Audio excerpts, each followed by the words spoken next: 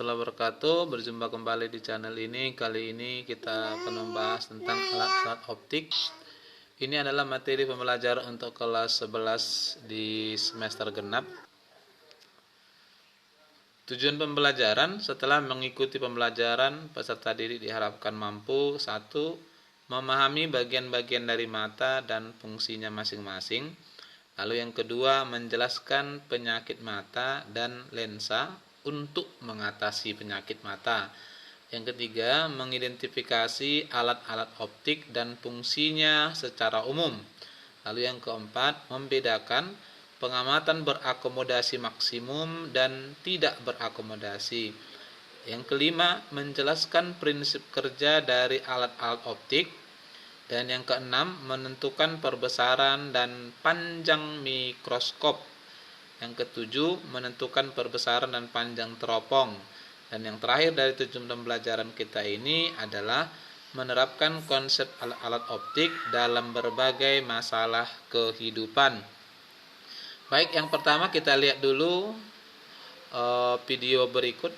Ini video tentang penggunaan mata.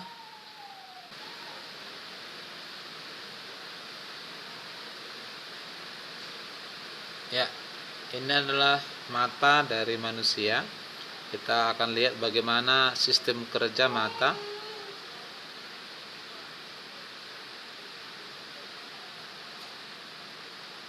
Ini pemandangan yang bisa diamati ya. Tentu saja hanya mata manusia normal yang bisa melihat keindahan-keindahan alam seperti tadi.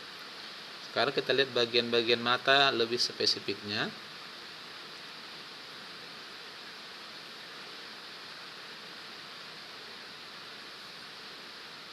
Ya, ini adalah proses masuknya cahaya ke dalam mata. Lapisan paling luar itu ada kornea, kemudian di bawahnya ada aqueous humor, ada lensa, ada vitreous humor, dan yang paling penting di sini kalau kita perhatikan adalah letak perpotongan dua sinar ratang yang masuk. Ini adalah retina ya. Jadi retina itu nanti kita akan bahas sebagai tempat jatuhnya bayangan benda.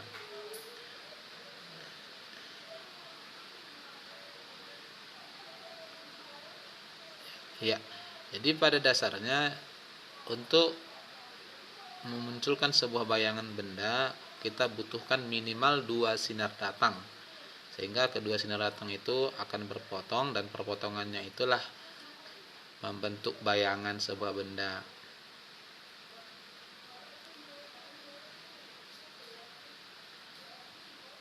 Ya, inilah prinsip kerja mata ya. Di mata sebenarnya bayangan yang terbentuk dari benda yang kita lihat itu sifatnya terbalik, tetapi otak kita sudah menerjemahkan itu sebagai benda tegak. Ada cairan di dalamnya, ada cairan di dalam mata. Ini adalah bagian pelindung dari mata, sehingga mata normal manusia bisa melihat ribuan komponen warna. Tentunya bisa melihat keindahan dari alam semesta kita ini.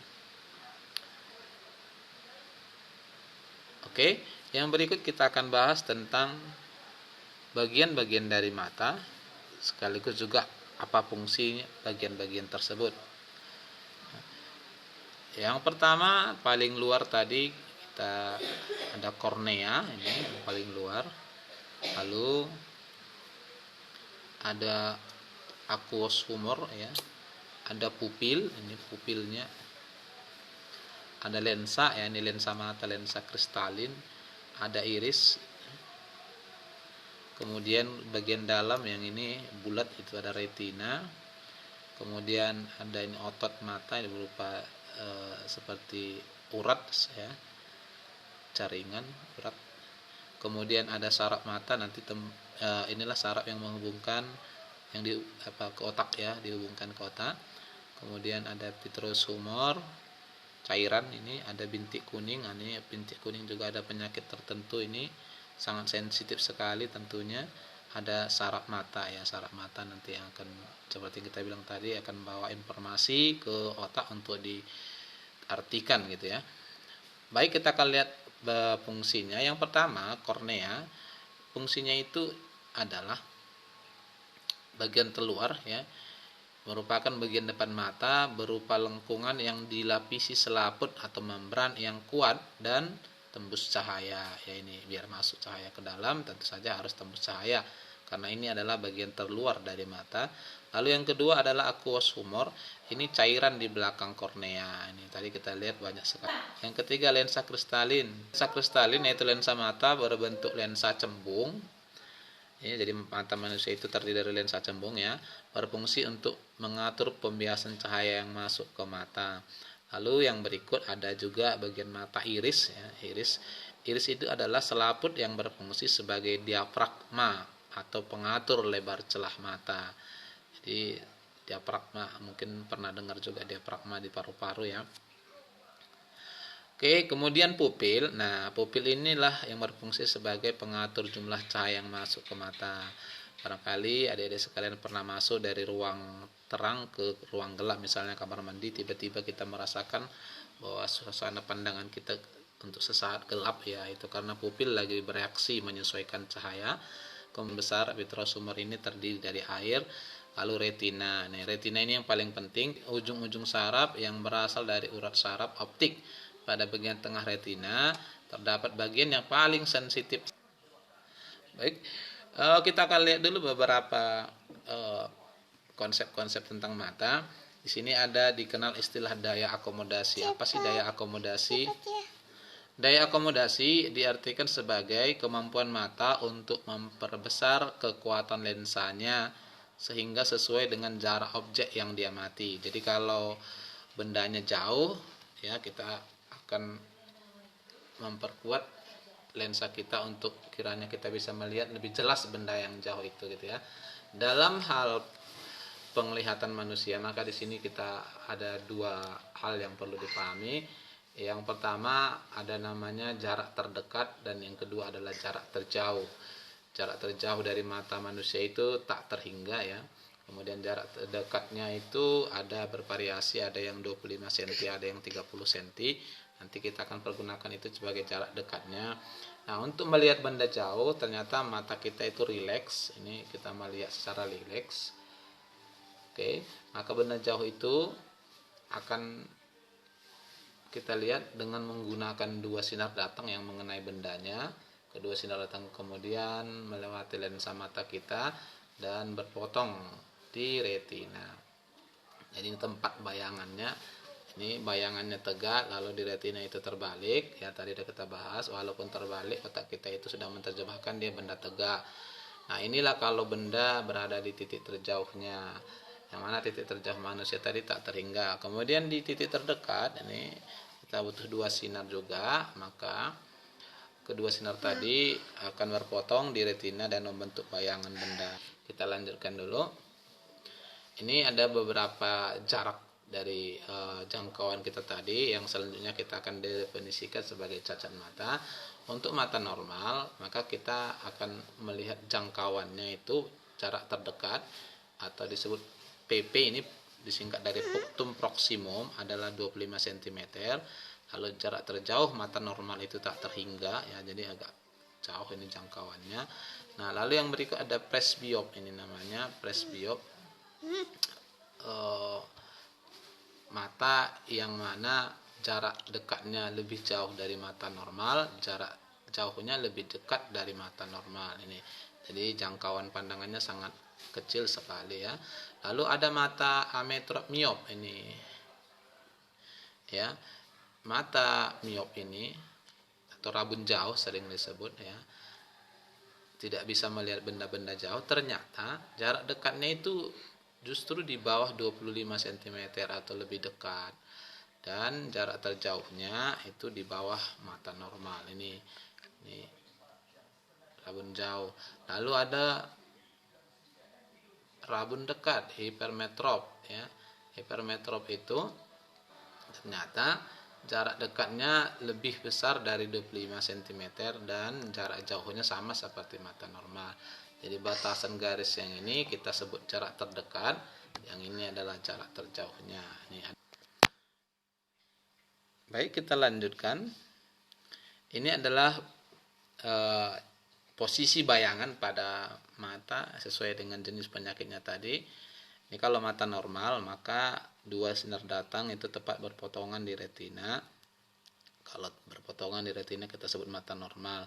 Kalau miopi, dua sinar yang datang ternyata berpotongannya di depan retina di sini.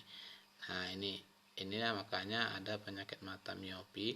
Sebaliknya hipermetropi atau rabun dekat tadi ternyata bayangannya jatuh di belakang retina ini. Maka untuk membuat bayangan ini jatuh tepat di retina, masing-masing di retina sini, maka dibutuhkanlah lensa. Sebelumnya kita akan coba ingatkan kembali tentang prinsip lensa ya. Ini adalah lensa cembung. Lensa cembung itu sifatnya adalah konvergen atau mengumpulkan cahaya.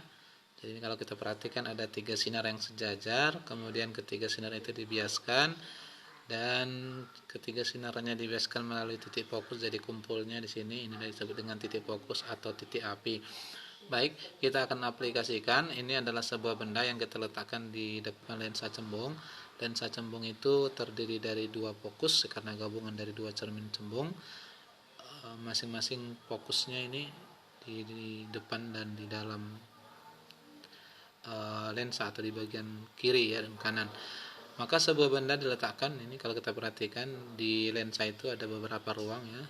Ruang pertama itu adalah ruang antara O dengan F1 disebut ruang 1, F2 dengan F1 sampai ke 2 F1 itu adalah ruang 2, dan di luar 2 F1 itu disebut dengan ruang 3.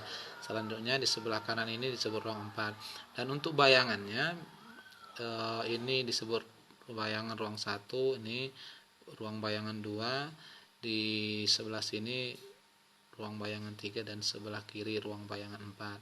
Sebuah benda kemudian kita akan coba dilewatkan 2 sinar ya. Yang pertama sinar sejajar sumbu utama dibiaskan melalui fokus, lalu yang kedua sinar yang melalui pusat lensa diteruskan tanpa dibiaskan, dan ternyata kedua sinar bias ini berpotongan. Maka inilah bayangan dari benda ini. Dari sini kita perhatikan bayangannya bersifat terbalik, nyata, dan diperkecil. Jadi kalau lensa itu benda di sebelah kiri, kalau bayangan sebelah kanan sifatnya adalah nyata. Kalau ternyata nanti bayangan di sebelah kiri sifatnya adalah maya. Bayangan itu sendiri dapat dibentuk dari perpotongan 2 sinar bias atau dari perpotongan perpanjangan 2 sinar bias. Oke. Nah, untuk letak-letak bayangan juga kalau ada di sekalian ingat bisa juga digunakan dalil asbab ya. Ini adalah ruang 3. Maka dalil asbab mengatakan ruang benda tambah ruang bayangan selalu jumlahnya 5. Ini ruang 3, maka ruang bayangannya adalah ruang 2. Yang berikut kita akan kaitkan juga dengan lensa cekung. Ini lensa cekung. Lensa cekung ini sifatnya adalah divergen, menyebarkan cahaya gitu ya. Juga terdiri dari 2 fokus ya. Oke, kita akan coba letakkan. Ini kalau kita perhatikan seperti tadi adalah di ruang 3 bendanya, maka kita butuh 2 sinar. Sinar pertama kita pakai sinar datang sejajar sumbu utama, dibiaskan seolah-olah dari fokus ini arahnya ke atas, seolah-olah berasal dari fokus ini. Lalu yang kedua sinar datang yang melalui pusat lensa diteruskan tanpa dibiaskan. Kalau kita perhatikan sinar bias pertama dengan yang kedua tidak berpotongan, itu artinya bayangan tidak terbentuk di sebelah kanan. Kalau tidak terbentuk dari perpotongan, maka kita ambil alternatif yang kedua dari perpanjangan sinar biasnya. Kita panjangkan sinar bias ini ke bawah. Oke, ini juga kita panjangkan ke bawah, ke belakang gitu ya ini. Maka terjadi perpotongan. Maka inilah bayangannya. Dari sini kita katakan sifat bayangannya ini adalah diperkecil, tegak, dan maya, karena harus di sini baru dia nyata. Nah, sama seperti cermin, di lensa juga terjadi kita pergunakan persamaan-persamaannya lensa ya, dengan hubungan 1/f sama dengan 1/s tambah 1/s aksen. Jadi besaran ini nanti akan kita pergunakan untuk menerapkan konsep lensa ini pada alat-alat optik ya. Oke, yang berikut kita akan lanjut ke kacamata. Untuk mengatasi cacat mata yang tadi udah kita bahas di depan, maka kita gunakan kacamata. Kacamata itu bisa dia menggunakan lensa cekung, bisa lensa cembung. Yang pertama, kita akan coba kaitkan kembali. Ini adalah mata miop atau rabun jauh.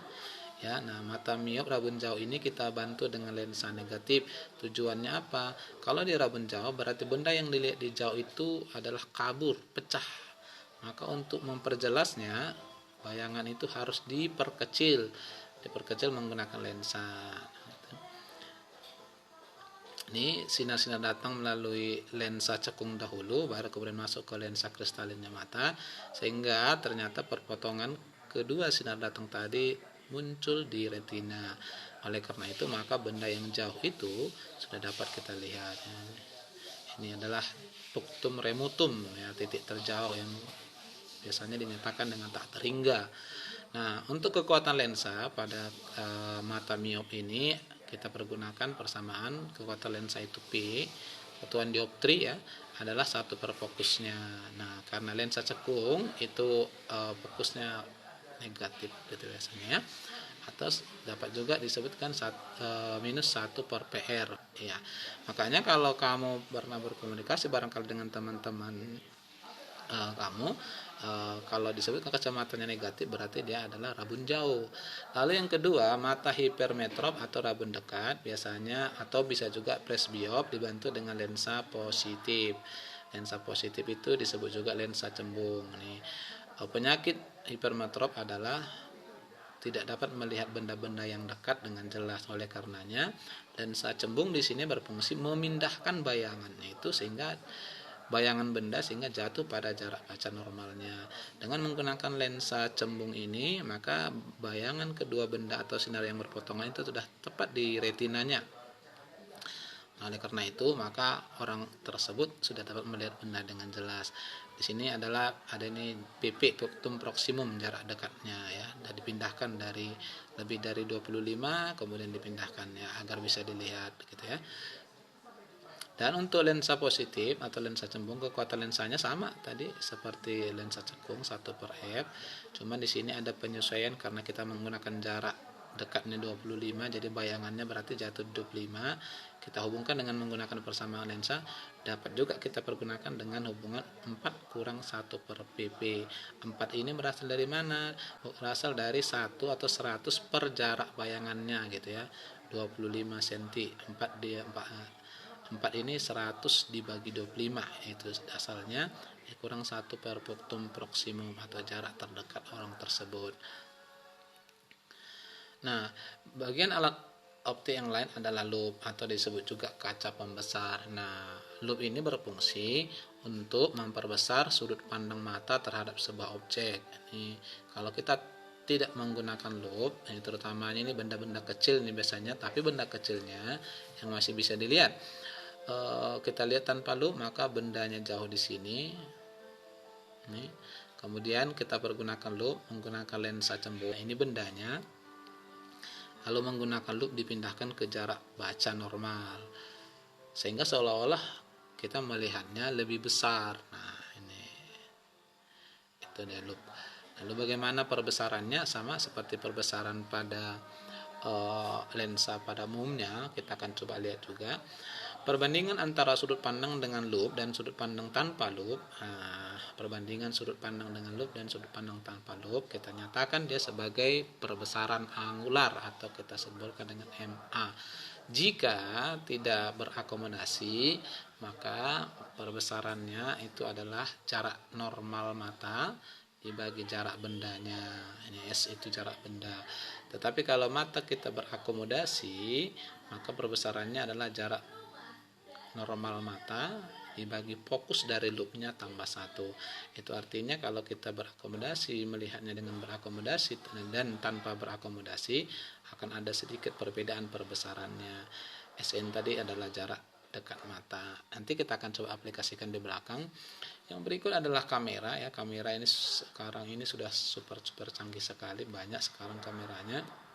Kalau dulu masih menggunakan film sebagai medianya, kalau sekarang ini sudah menggunakan data digital ya. Kamera terdiri dari kotak kedap cahaya lensa positif atau lensa cembung di bagian depan dan film pekat cahaya pada bagian belakang. Ini adalah bagiannya. Sebuah benda diletakkan di depan kamera, bendanya tegak, kemudian dua sinar melewati benda tersebut, kemudian terbentuklah bayangan atau tercetak bayangan. Ini adalah filmnya, roll filmnya gitu ya. Maka sifatnya sebenarnya adalah terbalik, diperkecil dan nyata. Karena lensanya di sini, bayangannya di sini berarti nyata ya. Sehingga kalau kita sorot ini film ini ke layar, biasanya ada terbentuk bayangan. Ini seperti film bioskop tahun 90-an sampai 2005, itu masih banyak menggunakan roll film untuk bioskop. Untuk memperjelasnya, maka kita coba amati video berikut ini. Ya, ini adalah bagaimana sistem kerja dari kamera digital. Jadi kamera digital itu menggunakan cahaya sebagai sumber untuk membuat bayangan benda. Ini kamera digital ya, jadi tidak menggunakan film lagi.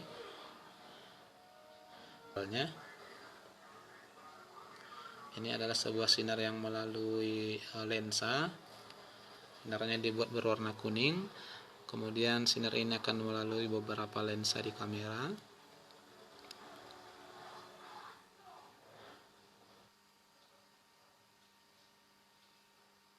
Ya, ini adalah bagian dalam dari kamera. Oke, kemudian cahaya terus menembus melalui beberapa bagian dari lensa, kemudian masuk ke bagian dalam dari kamera. Ya, dipantulkan melalui cermin pemantul.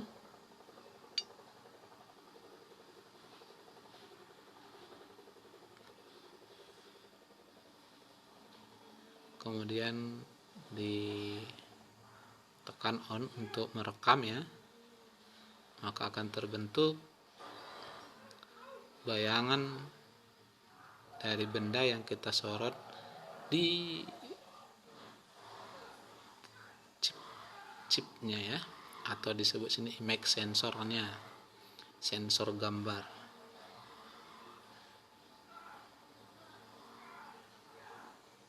Biasanya ini data digital, maka ada kaitannya juga dengan data komputer. Data ini akan diterjemahkan dalam bilangan biner ya, 0 dengan 1, kemudian disimpan dalam bentuk data-data digital pada umumnya. Ya, ini adalah proses pemindahan dari bayangan benda ke dalam data digital.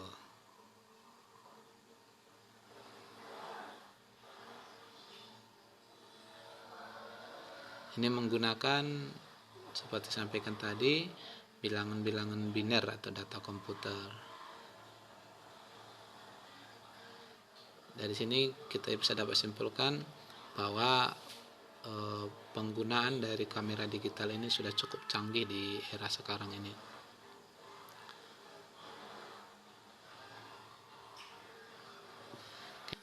Yang berikut kita akan lanjut tentang mikroskop. Mikroskop ini biasanya terdiri dari dua lensa ya, satu lensa objektif dan satu lagi lensa okular. Lensa objektif itu adalah lensa yang diletakkan di dekat objek. Kalau okular itu adalah di dekat pengamatnya. Mikroskop sendiri fungsinya adalah untuk melihat benda-benda yang sangat kecil, renik ya, yang kalau kita lihat dengan mata telanjang tentu saja kita tidak bisa melihatnya. Sebuah mikroskop ini terdiri dari beberapa bagian. Ini sebuah mikroskop, mungkin di laboratorium adik-adik sekalian juga ada seperti ini, atau mungkin model yang lain, nanti kita lihat bentuknya. Ada res polper, lensa objektif. Yang ini lensa objektif ini biasa variasinya ini bisa, ini tergantung, ini perbesarannya beda-beda, bisa dioper ya, diputar. Lalu meja, ini tempat meletakkan bendanya, reniknya gitu ya. Kondensor. Kemudian diafragma, ini ada di sini sebanyak lapisan. Ada di sini gunakan cermin sumber cahaya agar nanti cermin itu kita ambil cahaya dari luar lalu kita pantulkan agar mengenai objek biar lebih jelas tentunya. Ada lensa okuler, ini lensa okulernya, ini ada variasinya banyak.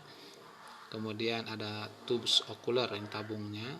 Lalu ada lengan mikroskop, ada penjepit, penjepit benda, ini ada dua ini ya.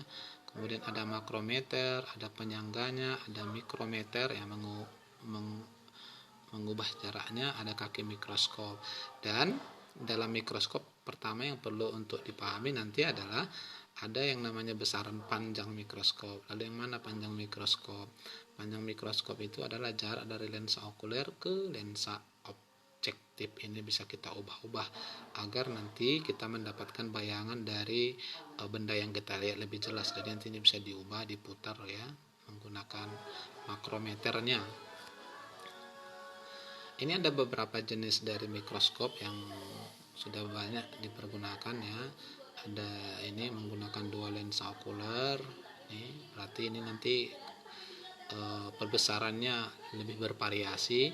Ada yang seperti ini, mungkin kebanyakan di laboratorium fisikanya masih seperti ini. Ada yang lebih canggih lagi ya, ini. Atau yang ini. Nah, itu adalah beberapa jenis mikroskop yang banyak beredar di dalam kehidupan.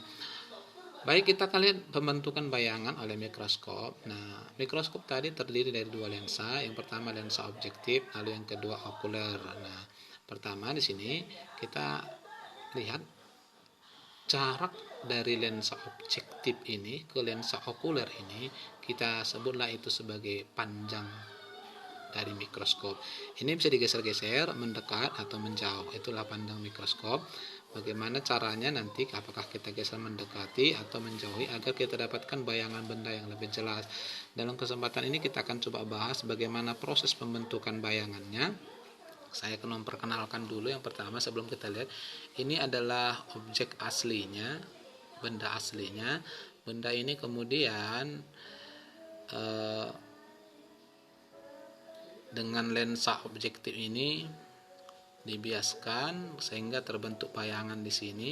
H-aksen ini adalah bayangan dari lensa objektif dan selanjutnya menjadi benda pada lensa okuler. Benda lensa okuler ini kemudian dibiaskan lagi dan terbentuk bayangan akhir yang ini H2 aksen inilah bayangan akhirnya. Jadi benda dengan bayangan dekat-dekatan. Kita perhatikan ini bendanya lumayan kecil, bayangan jauh lebih besar. Ini bayangan akhirnya.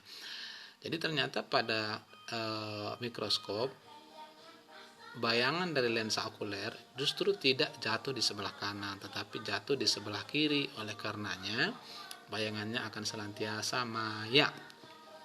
Kita akan coba pergunakan pertama benda lensa objektif menggunakan dua sinar melalui lensa objektif tadi membentuk bayangan seperti ini. Nih, kalau kita perhatikan ini bayangan dari lensa objektif ini sudah diperbesar, sifatnya terbalik. Sudah diperbesar berapa kali ini ya, nampak diperbesar. Maka jarak bayangan ini dari lensa objektif kita namakan S-aksen objektif, dan jarak ini aksen ini dari lensa okuler kita sebut S okuler. Nih, ada hal yang perlu kita pahami di sini pada pembentukan bayangan. Ada kalanya nanti bayangan dari benda objektif ini akan jatuh pada fokus okulernya. Ada seperti itu ya, akan jatuh pada fokus okulernya. Bila itu terjadi, maka itu berarti pengamatannya tidak berakomodasi. Kalau ini kita perhatikan di luar ya, sehingga jarak S okulernya tidak sama dengan F okulernya. Oke. Inilah proses pembentukan bayangannya. Oke. Dan panjang mikroskop tadi kita bahas adalah panjang jarak keduanya ini menggunakan besaran dari mikroskop ini. Jaraknya berarti S aksen objektif sampai sini, lalu dari sini sampai kemari adalah S okuler. Maka D sama dengan S aksen objektif tambah S okuler. Itulah panjang mikroskopnya. Oke, nanti kita akan bahas lebih lanjut bagaimana aplikasinya. Lalu fungsi mikroskop tadi adalah memperbesar bayangan dari benda. Perbesaran mikroskop itu sendiri kita bisa bagi atas dua, perbesaran linear dan perbesaran angular. Perbesaran linear adalah perbandingan tinggi bayangan akhir dengan tinggi benda. Nah, berarti perbesaran linear atau kita sebut dengan nanti kalau mikroskop itu besar total gitu ya, perbesaran dari ini adalah perbesaran dari lensa objektif, ini adalah perbesaran lensa okuler sesuai dengan persamaan besaran pada cermin atau lensa. Jarak bayangan per jarak benda itu untuk perbesaran mikroskop pada objektif, lalu jarak bayangan per jarak benda untuk okulernya. Oke, ini. Untuk perbesaran yang lain, pada mikroskop bayangan akhir selalu nanti jatuh pada jarak baca normal, berarti S aksen okuler itu akan diganti dengan SN. Maka dapat juga kita katakan perbesaran pada mikroskop adalah kalau ini yang tetap S aksen objektif per S objektif itu tetap kali SN. Nah, SN itu adalah jarak baca normal tempat jatuhnya bayangan okuler per S okuler. Jadi ini adalah perbesaran objektif, yang ini perbesaran okuler. Di sini M total itu berarti perbesaran linear atau panjang, lalu S aksen objektif itu adalah jarak bayangan objektif, S objektif jarak bendanya, S okuler jarak benda okuler tadi sudah kita jelaskan di depan, M objektif perbesaran onsa objektif, dan M okuler adalah perbesaran okuler. Artinya kalau kita mau pakai M op dan M op, maka MA sama dengan M objektif di sini kali M okuler. Bisa juga.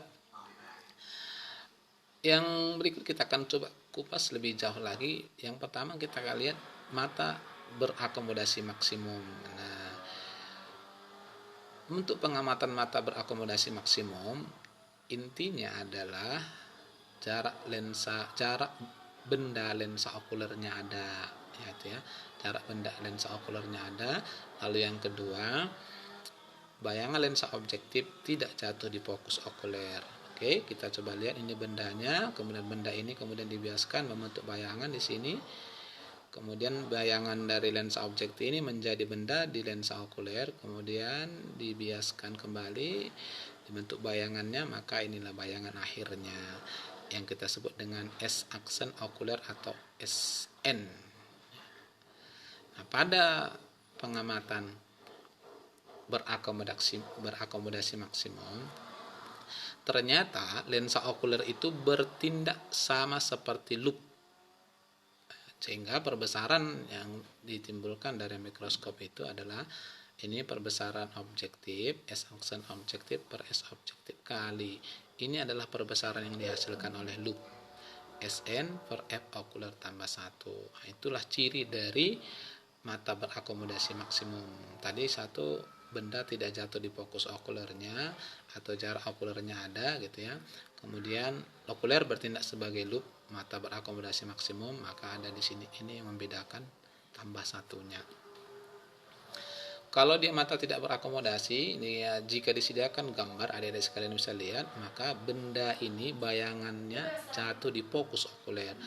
Maka di sini jarak S okuler sama dengan fokus okuler. Nah, kalau begitu di sini juga kita bisa lihat bagaimana dengan jarak atau panjang mikroskopnya. Panjang mikroskop dua lensa ini, jarak dua lensanya adalah S aksen objektif sampai sini tambah F okuler. Nah, itu barangkali terjadi perubahan pada cara pengukuran panjang mikroskopnya. Oke, maka bayangan dari benda ini kemudian dibentuk di sini, ini jatuh di fokus okuler. Benda ini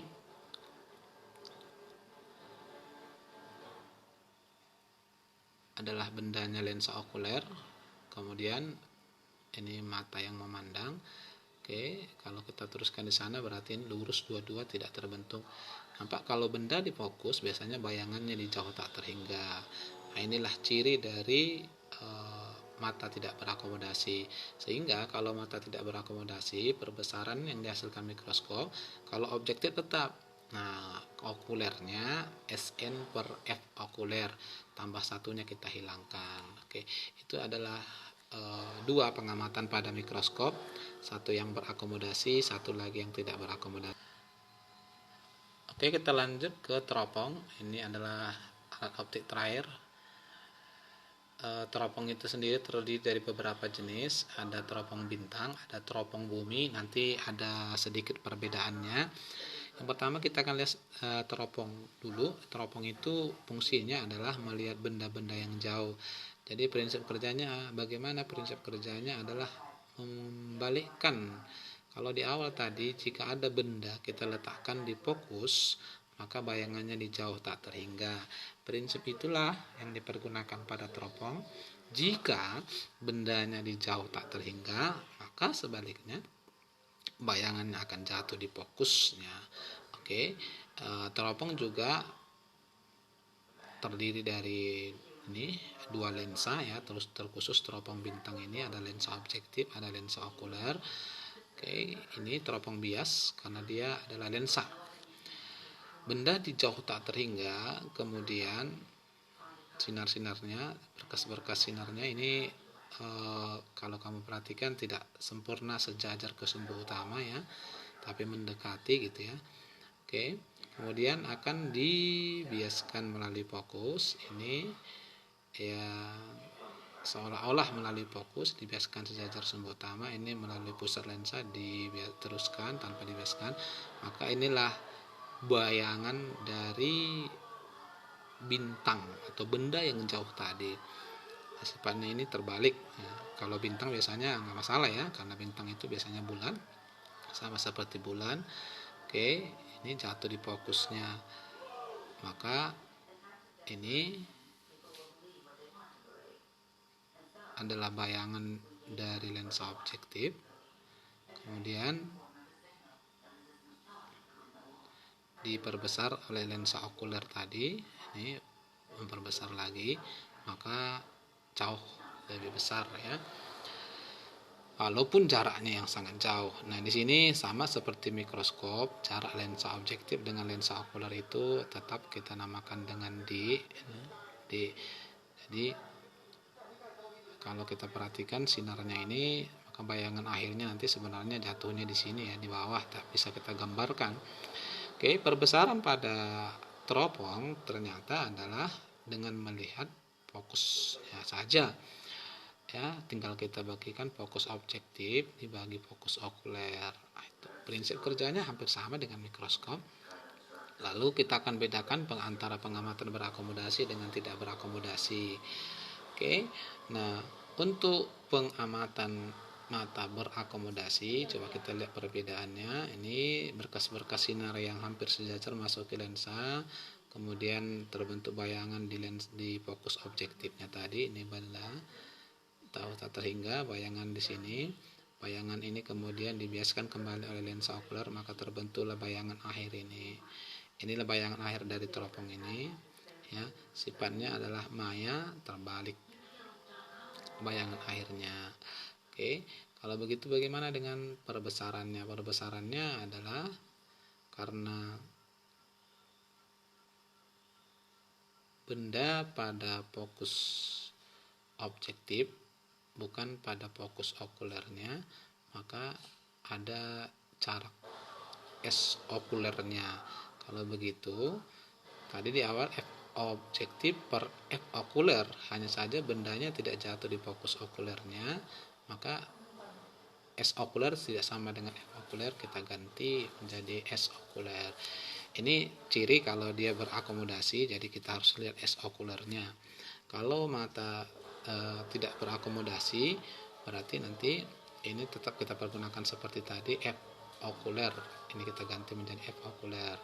Oke, yang kedua adalah teropong pantul. Ciri teropong pantul ini berarti salah satunya dia menggunakan cermin. Nah di sini adalah cermin ya, benda jauh tak terhingga, kemudian berkas sinarnya melalui cermin. Ini cermin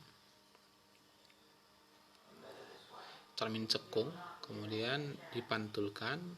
Ini adalah cermin datar kemudian memantulkan ke lensa. Dari lensa ini kita lihat, maka nanti bayangannya kita lihat di sini. Inilah bayangan dari benda yang jauh tak terhingga tadi. Ini adalah fokus okuler dari cermin ini. Ini adalah lensa okulernya, maka ini fokus okulernya. Ini fokus objektif cerminnya, ini okulernya. Oke, maka perbesarannya tetap fokus objektif, walaupun dia cermin, dibagi fokus okuler. Oke, sifatnya memantulkan, itu namanya teropong pantul. Yang berikut teropong bumi, ya, ada sedikit perbedaannya karena pada dasarnya benda itu tadi bayangan akhirnya selalu terbalik. Jika itu kita terapkan di bumi, maka tentu saja kita akan melihat benda yang jauh itu selalu terbalik. Adik-adik sekalian bisa bayangkan, jika adik sekalian sniper menggunakan teropong, maka sesungguhnya kita akan melihat orang yang berdiri di bumi, justru dalam kamera teropong kita justru kakinya yang ke atas, kepalanya yang ke bawah. Ini tentu saja sangat kesulitan kita untuk menentukan atau menembak target kalau jadi sniper ya. Oleh karenanya pada teropong bumi ditambah satu lensa yang berfungsi sebagai lensa pembalik. Ini nanti tentu saja kamu akan banyak pergunakan jika kamu masuki dunia kemiliteran ya. Sehingga di sini kalau perbesaran tetap saja F objektif per F okulernya itu pada dasarnya teropong sama semua. Yang menjadi perbedaannya adalah panjangnya saja. Kalau tadi S objektif tambah F okulernya, sekarang ini S objektif tambah S okuler. Sekarang kita tambahkan ini 4 kali karena ini jari-jari lensa pembaliknya 2F, kemarin juga 2F, berarti 4 kali fokus dari lensa pembaliknya. Tujuannya agar benda yang jauh itu, ini bayangannya, kemudian dibalikkan oleh lensa cembung ini jadi tegak. Jadi seperti benda aslinya dia tegak ya. Oke, yang terakhir adalah teropong panggung ya. Teropong panggung itu terdiri dari lensa cembung ini sebagai lensa objektif dan lensa cekung sebagai lensa okulernya. Benda jauh tak terhingga, kemudian oleh lensa cembung ini kemudian dibiaskan terbentuk bayangan di sini ya. Perbesaran sama pada dasarnya untuk semua teropong, tapi untuk panjangnya ini justru kita kurangkan, S aksen objektif kurang F okuler atau F objektif kurang F okuler. Yang ini kalau dia tidak berakomodasi. Itu adalah jenis-jenis teropongnya. Pembentukan bayangannya, benda jauh tak terhingga, kemudian bayangannya dibentuk di sini, lalu bayangan ini kemudian dibiaskan kembali oleh lensa okuler, maka terbentuk tegak. Jarak lensa objektif dengan lensa okuler itu kita sebut tadi D sama, maka perbesarannya F objektif per S okuler atau panjang teropongnya S aksen objektif dikurang S okuler. Untuk memahami lebih lanjut kita akan lihat video berikut ini. Oke, yang berikut adalah teropong prisma. Ini teropong prisma berarti menggunakan prisma segitiga. Ini banyak dipergunakan di dunia militer juga. Teropong prisma dibuat binokuler atau menggabungkan dua teropong secara berdampingan dengan jarak okuler yang disesuaikan dengan jarak mata pengamat. Jadi prinsip kerjanya seperti ini. Sinar-sinar datangnya melalui prisma. Oke, itu barangkali berkaitan dengan materi kita ya, tentang alat-alat optik. Sekarang kita coba ingatkan kembali.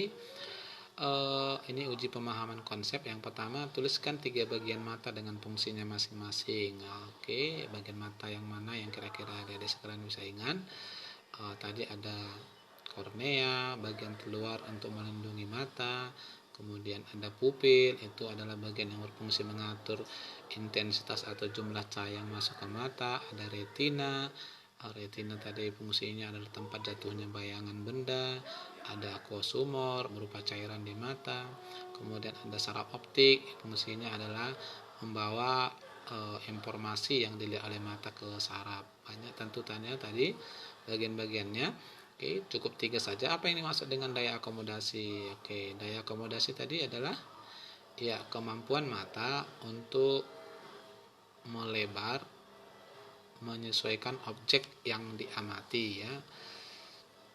Lalu bagian mata manakah yang di bagian mata yang manakah tempat jatuhnya bayangan benda, di mana tadi ya di bagian retina ya.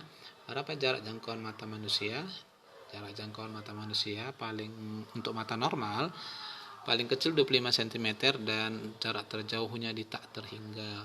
Tuliskan dua penyakit mata. Penyakit mata tadi adalah pada umumnya ya, ada miop, rabun jauh, dan hipermetrop, rabun dekat. Kacamata yang harus digunakan pada rabun jauh adalah lensa cekung, rabun dekat adalah lensa cembung. Tuliskan persamaan menentukan perbesaran loop. Ini ada perbesaran loop yang berakomodasi dan tidak berakomodasi. Kita coba yang tidak berakomodasi, perbesarannya adalah bayangan akhirnya yaitu jarak baca normal SN per fokusnya F loopnya ya, itu aja jarak akhir SN. Sifat bayangan akhir mikroskop, sifat bayangan akhir mikroskop terbalik, oke. Kemudian diperbesar maya. Bagaimana cara menentukan perbesaran mikroskop? Oke, cara menentukan perbesaran mikroskop adalah dengan mengalihkan perbesaran yang dihasilkan oleh lensa objektif dengan lensa okulernya. Perbedaan pengamatan mata berakomodasi dengan mata tanpa berakomodasi pada mikroskop. Kalau mata berakomodasi, maka bayangan lensa objektif tidak jatuh pada fokus okuler. Kalau tanpa akomodasi, bayangan lensa objektif jatuh pada fokus okuler. Yang terakhir, bagaimana cara menentukan perbesaran teropong bintang? Ya, pada dasarnya untuk teropong hampir sama semuanya. Perbesarannya adalah M angulernya, fokus objektif dibagi fokus okuler. Jadi kalau teropong itu selalu lebih besar fokus objektifnya dibanding dengan fokus okulernya.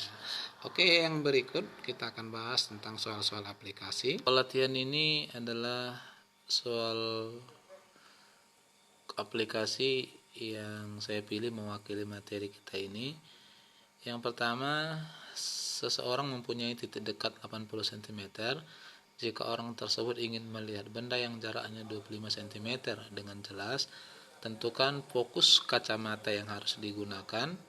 Lalu soal yang kedua, seorang petugas pemilu mengamati keaslian kartu suara dengan menggunakan lup berkekuatan 12,5 dioptri. Jarak baca normal petugas 25 cm, perbesaran okuler maksimum yang diperoleh pada pengamatan berakomodasi maksimum. Di sini pertanyaannya perbesaran angular ya. Lalu yang ketiga, sebuah teropong diarahkan ke bintang menghasilkan perbesaran angular 40 kali. Jika jarak fokus lensa objektif 100 cm, tentukan jarak antara lensa objektif dengan lensa okuler teropong tersebut. Yang keempat, pada sebuah tikungan terdapat cermin cembung. Sebuah mobil mula-mula berada pada jarak 5 meter di depan cermin cembung. Kemudian mobil bergerak menjauhi cermin sehingga jaraknya menjadi 8 meter. Jika jari-jari kelengkungan cermin 24 meter, tentukan perbandingan jarak bayangan mula-mula dengan jarak bayangan setelah mobil menjauh. Lalu soal yang berikut, perhatikan gambar pembentukan bayangan berikut. Jika jarak SN 30 cm, tentukan perbesaran yang dihasilkan dan panjang mikroskop. Jadi di sini kita diberikan gambar hasil pembentukan bayangan oleh mikroskop. Nanti kita bahas. Lalu soal terakhir yang saya pilih adalah sebuah mikroskop memiliki fokus objektif 2 cm dan okulernya 20 cm. Digunakan untuk melihat benda renik dengan pengamatan mata tanpa akomodasi. Ternyata jarak kedua lensa 25 cm. Kemudian pengamatan dilakukan dengan mata berakomodasi maksimum dengan SN jarak baca normalnya 25 cm. Tentukan jarak kedua lensa tersebut. Baik, kita akan bahas satu persatu. Yang pertama, seseorang mempunyai titik dekat 80 cm. Jika orang tersebut ingin melihat benda yang jaraknya 25 cm dengan jelas, tentukan fokus kacamata yang harus digunakan. Jadi ini adalah orang yang mengalami penyakit hipermetrop atau rabun dekat ya, karena titik dekatnya 80 cm. Kita peroleh bahwa karena ini adalah rabun dekat, maka P sama dengan 1 per F sama dengan 4 dikurang 1 per P, Punktum proksimum. Maka 1 per F di sini sama dengan 4 dikurang kita ganti satuan senti, ini adalah 1 ke satuan meter ke senti 100 dibagi 80, maka 1/f-nya kita dapatkan 2,75. Oleh karena itu dari sini maka kita dapatlah F-nya adalah 100 satuan senti dibagi 2,75, kita dapatkanlah fokus lensa yang dibutuhkan orang tersebut adalah 36,36 cm. Nomor 2, seorang petugas pemilu mengamati keaslian kartu suara dengan menggunakan lup berkekuatan 12,5 dioptri. Jarak baca normal petugas 25 cm. Perbesaran angular maksimum yang diperoleh pada pengamatan berakomodasi maksimum katanya adalah, baik kita coba lihat dari soal ini kita dapatkan kekuatan lensanya 12,5 dioptri, kemudian jarak baca normalnya adalah 25 cm dan jenis pengamatannya berakomodasi maksimum. Oke, lalu ditanya berapa perbesarannya? Kita coba hubungkan untuk pengamatan berakomodasi maksimum, maka kita peroleh bahwa perbesaran angular pada loop adalah jarak baca normal sebagai bayangan akhir benda dibagi fokusnya ditambah 1. Nah, hanya saja di sini fokusnya belum disediakan, maka kita akan hubungkan fokus dengan kekuatan lensanya. Dengan kekuatan lensa adalah seperfokus, maka fokus sama dengan 1/P, ya, dapat di sini 1/12,5 satuan meter, atau kita ganti satuan senti, 100 dibagi 12,5 dapatlah kita fokusnya 8 cm. Lalu kita substitusi ke persamaan awal kita tadi tentang perbesaran angular ini, maka kita dapatkan 25 dibagi 8, fokusnya tadi 8 tambah 1. Kita dapatkanlah perbesaran yang dihasilkan oleh loop itu adalah 4,125 kali. Sebuah teropong diarahkan ke bintang menghasilkan perbesaran angular 40 kali. Jika jarak fokus lensa objektif 100 cm, tentukan jarak antara lensa objektif dan lensa okuler teropong tersebut. Jarak antara lensa objektif dan lensa okuler berarti ini adalah panjang teropongnya, ya. Kita coba selesaikan. Dari soal ini kita dapatkan perbesaran yang dihasilkan adalah 40 kali. Lalu fokus objektifnya adalah 100 cm. Dan ditanya berapa panjang teropongnya. Oke, kita coba pergunakan. Pada teropong, panjang teropong ini terkhusus teropong bintang adalah jarak dari fokus objektif tambah fokus okulernya. Oke, kalau begitu kita akan butuhkan di sini karena tidak disediakan fokus okulernya. Dari mana kita menghitung fokus okulernya? Kita akan hitung fokus okulernya dari bentuk persamaan perbesaran. Yang mana perbesaran pada teropong adalah fokus objektif dibagi fokus okuler. Ini kita pergunakan untuk menentukan fokus okulernya. Maka kita dapatkan fokus okuler sama dengan fokus objektif dibagi perbesarannya. Kita substitusi nilainya. Fokus objektifnya tadi 100, perbesarannya 40 kali, kita dapatkanlah 2,5 cm. Nah, dengan demikian maka panjang dari teropong itu adalah fokus objektif 100 tambah fokus okuler 2,5, kita dapatkan 102,5 cm. Soal yang berikut,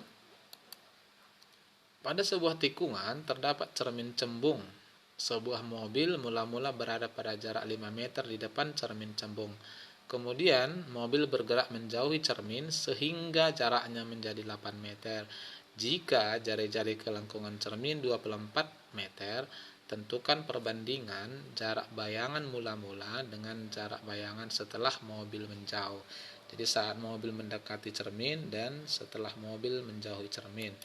Oke, dari sini kita dapatkan jarak benda pertama, mobil pertama adalah 5 meter, lalu jarak mobil kedua adalah 8 meter dari cermin, jari-jari cermin cembungnya adalah 24 meter, lalu berapa perbandingan jarak bayangan pada posisi 1 dengan posisi 2 dari mobil. Oke, kita pergunakan hubungan jari-jarinya F sama dengan setengah R, maka fokusnya adalah 12 meter. Lalu kita tentukan masing-masing bayangan mobil, ya, pada dua kedudukan di atas. kita pergunakan persamaan cermin dengan hubungan 1/F sama dengan 1/S tambah 1/S aksen. Oke, dengan F adalah cermin cembung. Untuk cermin cembung negatif, maka 1/S aksen kita konversi sama dengan 1/F kurang 1/S. Kita hitung untuk bayangan pada kedudukan 1, kita masukkan nilainya sama dengan fokusnya, karena dia cembung minus 1/12 ya. Ini minus kenapa? Karena memang fokus cermin cembung itu di dalam cermin, sama seperti bayangannya juga di dalam ya. Oke, minus 1/12 kurang minus 1/5, kita samakan penyebutnya. Kita dapatkan ini hasilnya adalah minus 17/60. Kita putar, maka S aksen sama dengan 60/17 minus ya, minus 60/17, ini ada minusnya. Lalu untuk bayangan pada kedudukan kedua, sama hubungannya kita substitusi.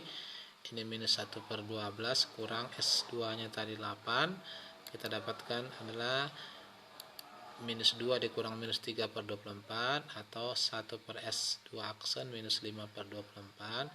Kita putar, maka S aksen sama dengan minus 24/5. Sehingga kita simpulkan perbandingan S1 aksen banding S2 aksen sama dengan minus 60/17 banding minus 24/5. Kita dapatkan hasil akhir 50/68. Soal nomor 5, ini ada gambarnya. Perhatikan gambar pembentukan bayangan berikut. Jika jarak SN 30 cm, tentukan perbesaran yang dihasilkan dan panjang mikroskopnya. Oke, dari gambar ini kita lihat dulu besaran-besarannya. Kita bisa lihat fokus objektifnya 2 cm, lalu jarak bendanya ini 2,2 cm, lalu fokus okulernya 5 cm, dan yang paling penting kalau kita perhatikan ini bendanya ternyata bayangannya jatuh di fokus okuler. Bayangan lensa objektif jatuh di fokus okuler, maka ini termasuk pembentukan bayangan untuk mata tidak berakomodasi. Oke, kita ambil besaran-besarannya, diketahui gambar S objektif 22,2, lalu fokus objektifnya 2 cm, fokus okulernya 5 cm, dan SN jarak baca normalnya 30 cm, serta pengamatan tidak berakomodasi. Ditanya M dan D. Oke, jawab pengamatan tidak berakomodasi, maka M sama dengan 1/aksen objektif per S objektif kali SN per F okuler. Sini yang belum ada besarannya berarti S aksen objektif. Maka kita akan hitung dulu ini menggunakan persamaan lensa. Pada lensa objektif kita dapatkan 1/S aksen objektif sama dengan 1/fokus objektif dikurang 1/S objektif. Kita dapatkan nilainya, fokusnya 2, 1/2 kurang bendanya 2,2. Dari sini kita dapatkan S aksen objektifnya adalah 22 cm. Oke. Lalu kemudian perbesarannya kita substitusi S aksen objektifnya 22, S objektif 2,2, lalu SN nya 30 dan fokusnya 5. Dapatlah kita perbesaran 60 kali, serta di panjang mikroskop atau panjang lensa objektif ke lensa okuler ini adalah S aksen objektif tambah F okuler. Kita masukkan 22 tambah F okulernya tadi 5, di soal 27 cm. Yang berikut, sebuah mikroskop memiliki fokus objektif 2 cm dan okuler 20 cm. Digunakan untuk melihat benda renik dengan pengamatan mata tanpa akomodasi. Ternyata jarak kedua lensa 25 cm. Kemudian pengamatan dilakukan dengan mata berakomodasi maksimum SN 25 cm. Tentukan jarak kedua lensa tersebut ya, saat pengamatan berakomodasi maksudnya ya. Oke, dari sini kita ambil, diketahui fokus objektifnya 2 cm, fokus okulernya 20 cm, pengamatannya adalah tidak berakomodasi dan panjang mikroskop 25 cm, serta jarak baca normal 25 cm. Pertanyaannya, D untuk pengamatan berakomodasi, apakah lebih besar dari 25 atau lebih pendek gitu ya. Oke, untuk pengamatan tidak berakomodasi, maka panjang mikroskop itu adalah S aksen objektif tambah F okuler. Di soal tadi sudah kita singgung juga, soal nomor 5. Dari sini kita akan dapat S aksen objektif ya dengan menggunakan D kurang F okuler. Ini kita perlukan karena nanti juga pada pengamatan akomodasi ini ada ya, S aksen objektifnya ada. Kita coba uraikan, maka dapat dari sini D 25, okuler 25 cm. Untuk mata berakomodasi maksimum, maka kita dapatkan D sama dengan S aksen objektif tambah S okuler. Ditentukan terlebih dahulu S okulernya, karena di sini jarak benda pada lensa okulernya tidak sama dengan fokus okulernya, jadi kita harus tentukan menggunakan lensa okuler. Catatannya di sini bahwa bayangan akhir lensa okuler adalah jatuh pada jarak baca normal yang sifatnya maya, berarti S aksen okuler itu atau SN ini bernilai negatif. Dari sini kita coba hitung 1 per S okuler sama dengan 1 per F okuler dikurang 1 per S aksen okuler. Oke, kita substitusi nilainya 1 per 20 dikurang 1 per SN tadi karena maya minus 25. Dapatlah ini 1 per S okuler sama dengan 9 per 100, maka S okuler sama dengan 100 dibagi 9 ya, tinggal kita putar aja 11,1 cm. Dengan demikian maka panjang dari mikroskop itu adalah untuk berakomodasinya S aksen objektifnya tadi 5, S okulernya 11,1. Iya, hasilnya adalah 16,1 cm. Demikianlah adik-adik sekalian materi serta pembahasan dari mewakili soal-soal tentang alat-alat optik ini. Untuk meningkatkan pemahaman adik-adik sekalian tentang materi kita ini, bisa dikerjakan soal-soal latihan penilaian harian pada channel ini. Silakan.